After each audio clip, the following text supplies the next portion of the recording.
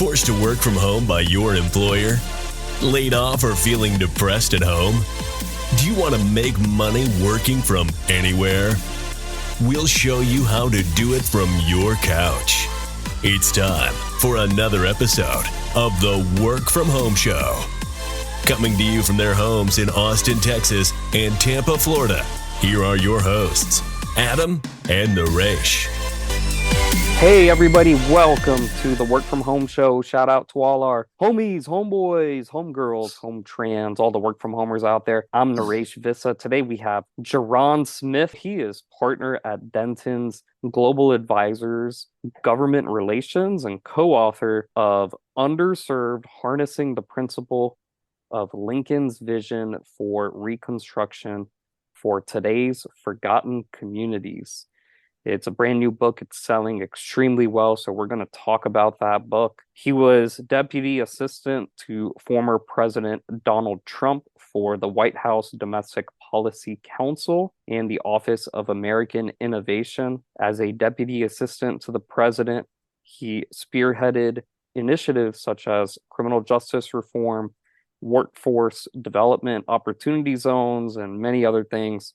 Prior to his role as a deputy assistant to the president, he served as a special assistant to the president in the Office of Legislative Affairs, a special assistant to the president for domestic policy, and as a director of urban affairs and revitalization. Basically, he's one of Donald Trump's top advisors.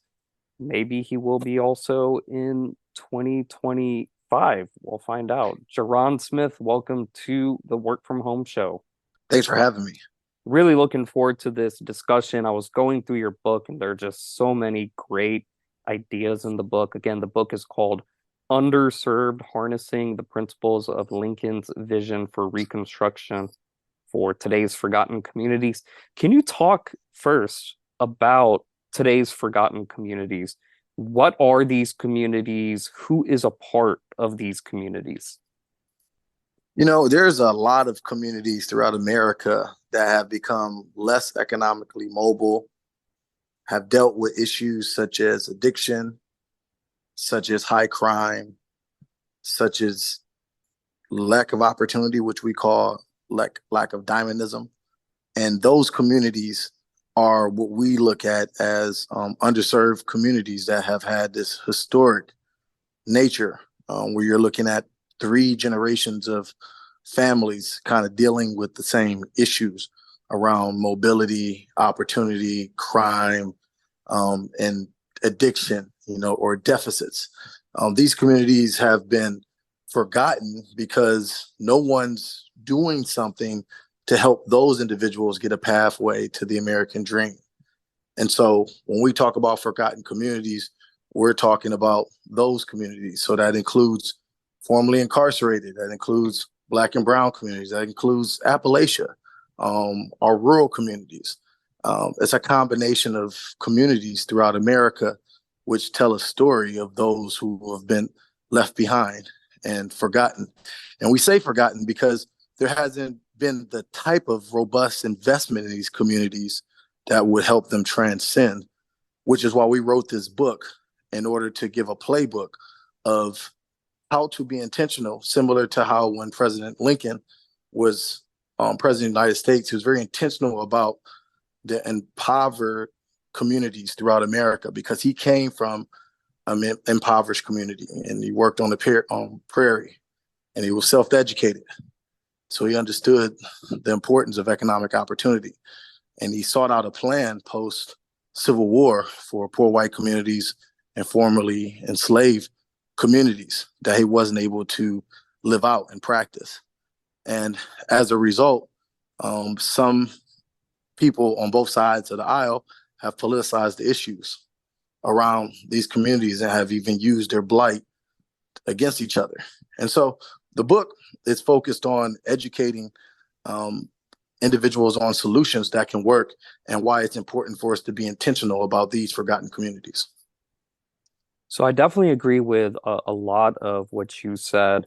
And just so you know where I'm coming from, I consider myself to be more libertarian conservative.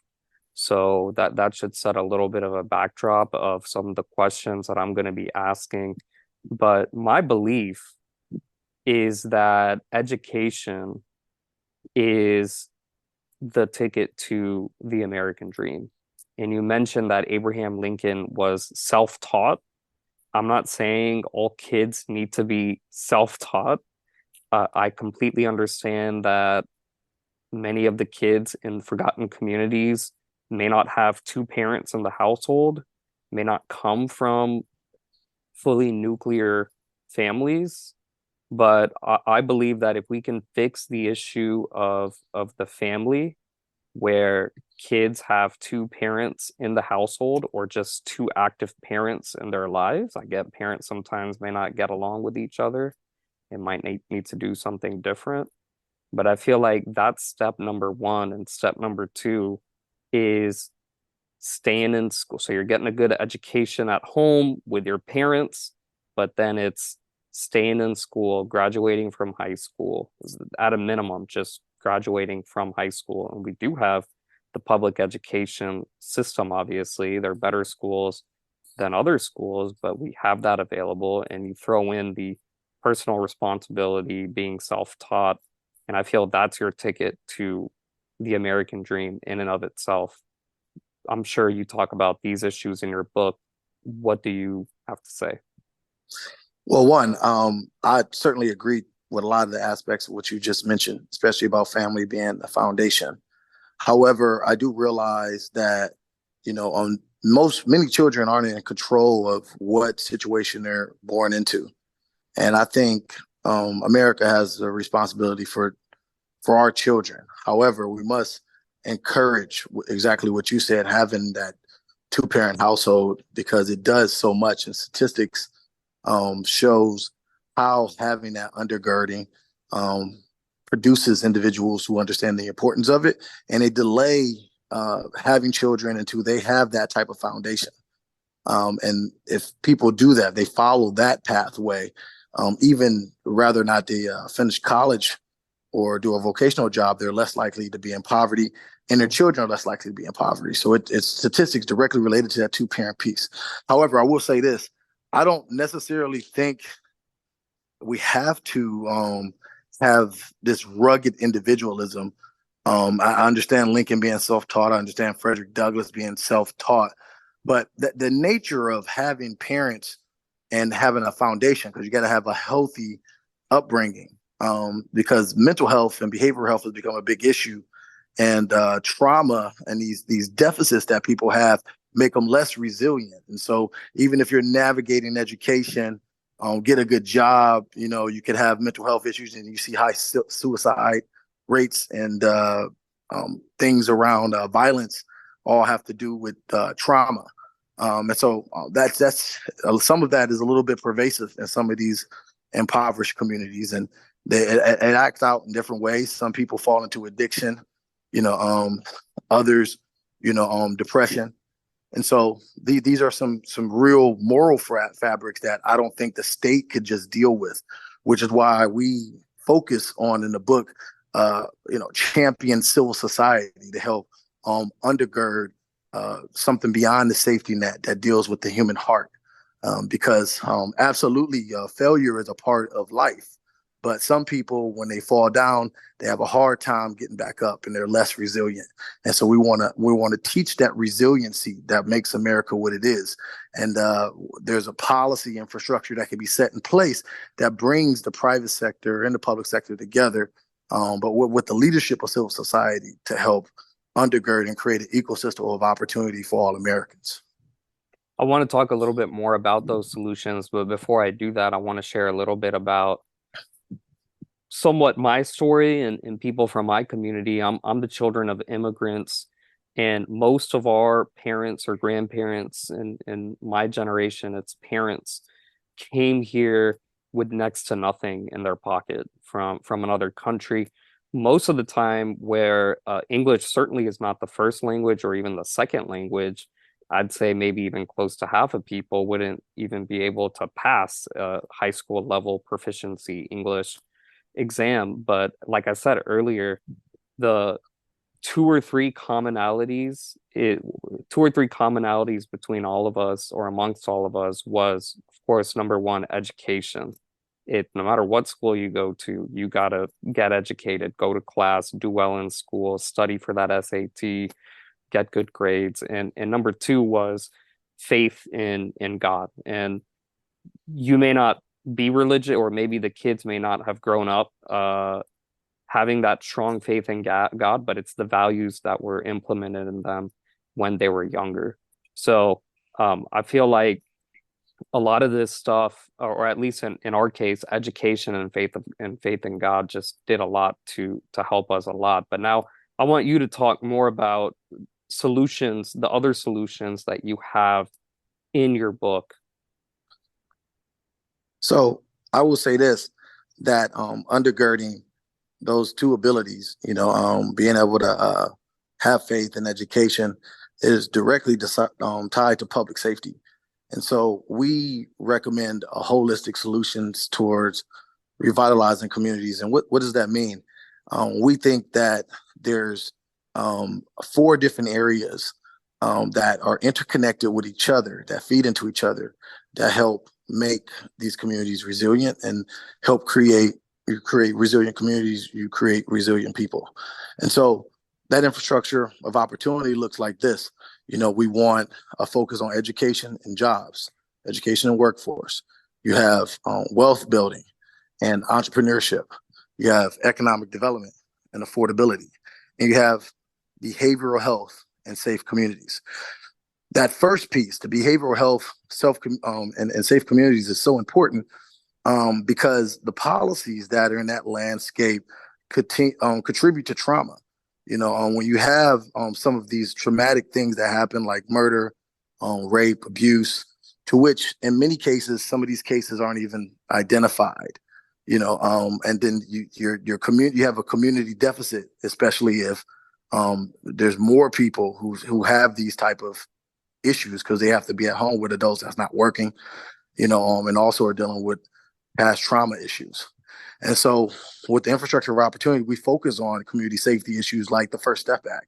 The First Step Act was a part of a policy solution that dealt with how do we first deal with the pipeline that's going back into the communities, and that's the people who are formerly incarcerated, individuals coming from prison.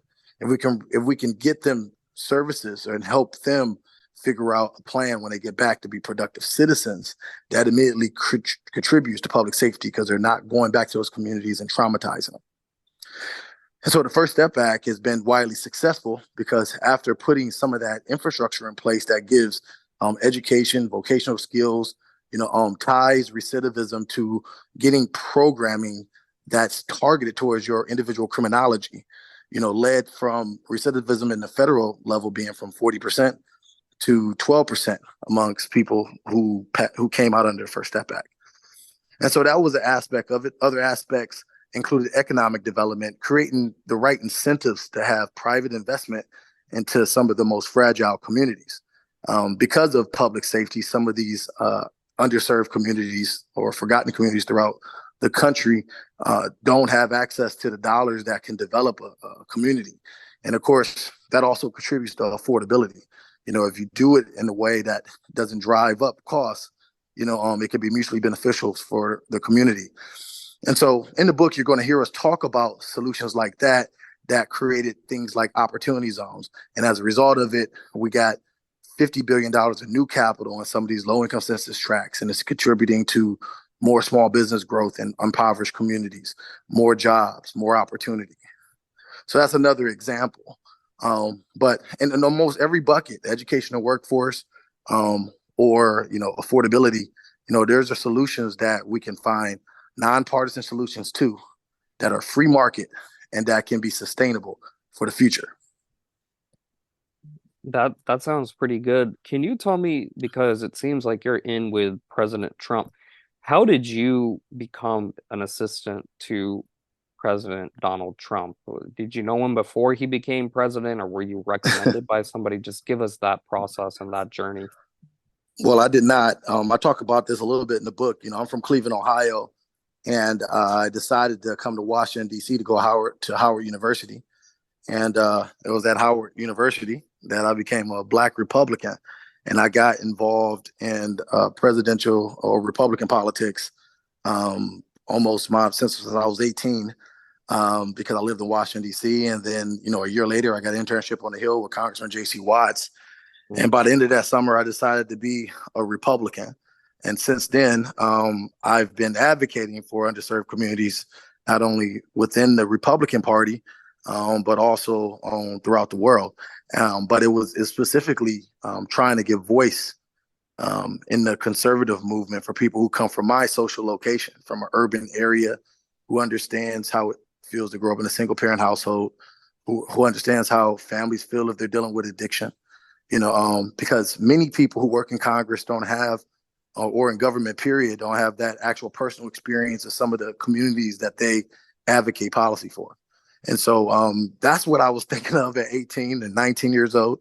And it ended up kind of telling my future and working in the White House, because from that, I spent 10 years on the Hill, did about 3 or 4 years of advocacy work. And I got recruited to work in the Trump White House to do director of urban affairs and revitalization policy. But that came from years of developing relationships with people who worked in the administration, folks who have been a part of the conservative movement.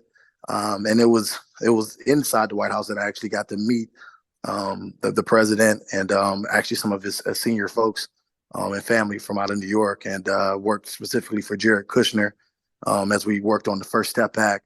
And things like HBCUs and opportunity zones. So it seems like you said you're a Republican, and you've done a lot of great work to help low income communities, to help the African American community, the Black community, and then you have people on the other side, Van Jones, Cory Booker. They wrote gloating reviews about your book despite their different politics, but it seems like the end goal is the same. What are the key differences between, let's say, your ideologies and policies versus their ideologies and policies? Because it seems like everyone wants the same thing. Honestly, instead of focusing on deficits as it relates to people's individual ideologies, I look for the things that we have in common, and I try to work from there. Because time is short. We already know there's disagreements, and getting into the nuances of people's different ideologies is a hard conversation to have. However, we could talk about a piece of policy and how we can figure out how it can be mutually beneficial to the communities we represent. And I think that's where it's about. In the book, we talk about a methodology. Methodology is 5 steps. 1, being intentional. 2, building trust. Trust is probably the biggest part of this. Intentionality is extremely important, but you can't do anything with good intentions without the trust of the community. And then thirdly, without partnerships to help you make it a reality. But I think you don't rest there. We also want to focus on outcomes and making sure we're being productive. And then after being productive, did what we set out to do work? The thing that we intentioned, did it actually work? What is the data saying?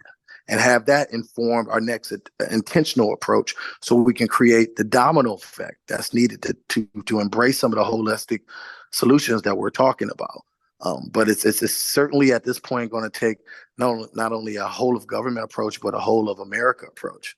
And that's what we're advocating for. And the core part of it has to be the America part, like the actual people, because we live in a representative government. And in order to have a real movement in this country, it's going to be the people that actually do it.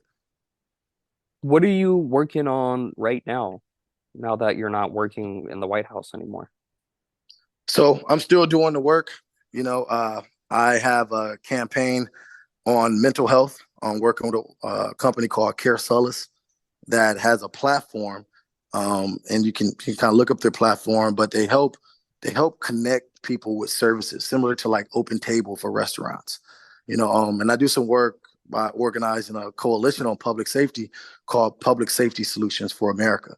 We're focused on 4 principles: making sure the police are funded, having the police spend more of their time on solving violent crime and preventing it, promoting evidence-based policies, and then continue to promote smart on crime solutions, like the First Step Act, which had the support of community groups as well as law enforcement.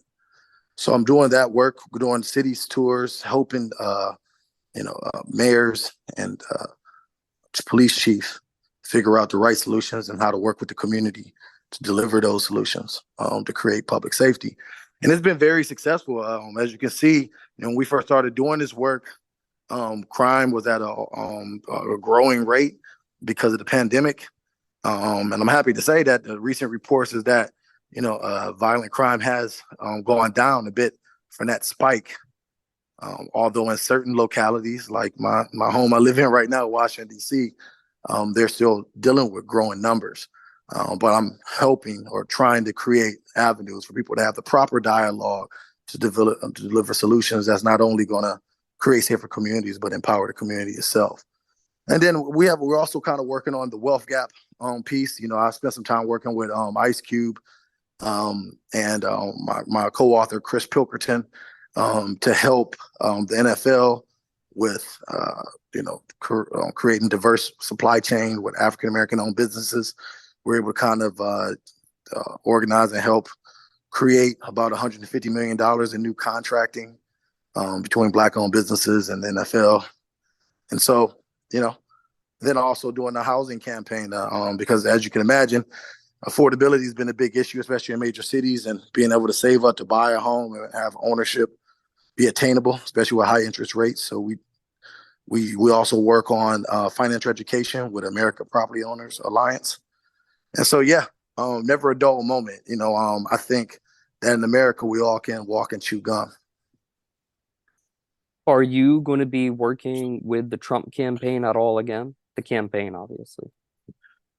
So traditionally, I never really worked with campaigns so much. I've always been a policy staffer, working on the Hill, doing more of the official work, and even in the private sector, some of the policy work around like legislating and also producing outcomes.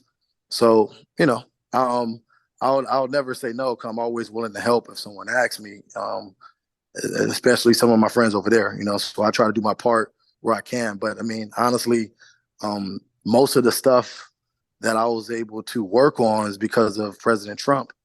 And he was the leader on those pieces. I happen to be a staffer to help get them there. But without that presidential leadership, we wouldn't have got the HBCU funding. We certainly wouldn't have passed the First Step Act. And we certainly wouldn't have had opportunity zones be a part of the tax bill. I know that for a fact. So certainly promoting some of his leadership is a part of the book. But insofar as campaigns, we'll see where God pushes me. I was looking at the statistics from the 2020 election, and President Trump did very well with African Americans. It was the highest percentage that a Republican presidential nominee got with African Americans post-civil rights, post-1960s or so. You said you attended Howard University. I'm assuming that was a while back. Would you say that the number of Blacks and African Americans joining the conservative movement, Republican movement is going up? It's definitely going up, and it's not all attributed to what we've done in the Trump administration. I think this began with the over the time apathy of Black voters as it relates to their elected leaders and not being able to deliver something, that something that made their lives better, so that contributes. But I think that some of the policy work that we did in the Trump administration allowed us to build trust in communities that we've normally haven't been well received. And because we were able to kind of deliver some outcomes after delivering that methodology of being intentional, building trust, creating partnerships, creating outcomes. We worked with Van Jones, we worked with Bob Johnson, we worked with Ice Cube, we worked with Robert Smith, all to deliver real solutions in the community. That it's something that shouldn't be, gone unsaid. But that's the fact of the matter. And, people try to paint out different reasons why voter turnout for Trump, and they try to blame it on like, oh, he's macho, and some of the rap people like him, but it's has nothing to do with that. I mean, these voters are a lot more educated than you think. You know, we're talking about millions of African American voters. You're talking about 12% of the Black community. You're talking about 3 million people. You know, maybe more than that, like at least 3 million people. You know, closer to like 4 million or something like that. You know, that's some real voices, and that goes beyond just some rapper. And I think many of those individuals paid attention to us delivering something real. And so it's a real opportunity for the Republican Party to continue to grow that vote by making commitments. And that's when the intentionality comes in. But when the time comes to actually govern, you partner with those communities and deliver those outcomes, and you'll see more growth within that segment. But that's also what we talk about in the book. We talk about all these underserved communities because honestly, that's where the Trump America First agenda really kind of helped produce a lot of wins with getting more blue collar workers, more underserved communities to vote Republican. Last question, and then we'll wrap this up. You talked a lot about funding the police, making sure that the police have funding, and I'd say we're still in a time where Black Lives Matter is still somewhat relevant, and the whole defunding the police movement, it's still on the radar. So what can we expect moving forward? Is BLM done? Is the whole defunding the police, is that done and we've moved on from that? Well, I'm not going to speak so much to BLM. It's an interesting conversation of like the actual organization and then the hashtag itself and what it means. You know, and so it can get very confusing on what you're talking about, because certainly a lot of people I know, but they have this honest belief that Black lives do matter, and so you get into a terrible kind of argument by like misinterpreting, what that stance is. You know, I would just say, independently of that, is that most communities of color, 80% of them, have wanted more police, especially places that are dealing with public safety issues. Now, there's always been concern about profiling in some of these communities and making sure you're just, but public safety is the number one issue. So they want more police. But I mean, when we talk about funding the police, it's not just that issue. It's the fact that there's perverse incentives put in place for police to collect revenue from fines and fees. And so with them doing that type of policing, it takes away their time with actually solving violent crime and preventing violent crime. And we also think that there's other social services like social workers, homeless experts, on drug addiction treatment. There's also infrastructures that need to be set up, but independently from the police. We think that police is the proper funding for government. And so they need to have all the funding they need, not only to hire the best police in class, but to retain them. The retention rates for police officers is extremely low because they have to deal with this issue of trauma, because they see some of the things that I talked about earlier in these communities. And so when you're talking about funding the police, it's more than just opposite of the Black Lives Matter message. It's about community safety and allowing for opportunity to be seated, because without community safety, it's hard to get the access to economic opportunities, because that chases capital away, chases job away, and chases opportunity away. And so it's extremely important. And we have to be laser careful with reforming our public safety, because if we do it the wrong way, then we can lose lives. That's Jerron Smith. He's a partner at Dentons Global Advisors. The website is dentonsglobaladvisors.com. Check him out over there. Get his new book, Underserved: Harnessing the Principles of Lincoln's Vision for Reconstruction for Today's Forgotten Communities. It's on Amazon. Jerron, any final thoughts you want to share with our listeners, or anything else you want to promote? I would just say that, like, we're all in this together. I would love to keep talking to you, keep the conversation going, to figure out how we can be the best country by being the best communities that's best for our families, to help everyone get a chance at the American dream. Amen. Jerron Smith, thank you so much for joining us on the Work From Home Show. To all our listeners, check us out at workfromhomeshow.com. That's www.workfromhomeshow.com. Get on our mailing list there. Follow us on social media. We're on X, Twitter, Facebook. If you have any questions, if you want to share any thoughts about this interview or anything else, email us hello@workfromhomeshow.com. That's hello@workfromhomeshow.com. And until next week, keep on working from home.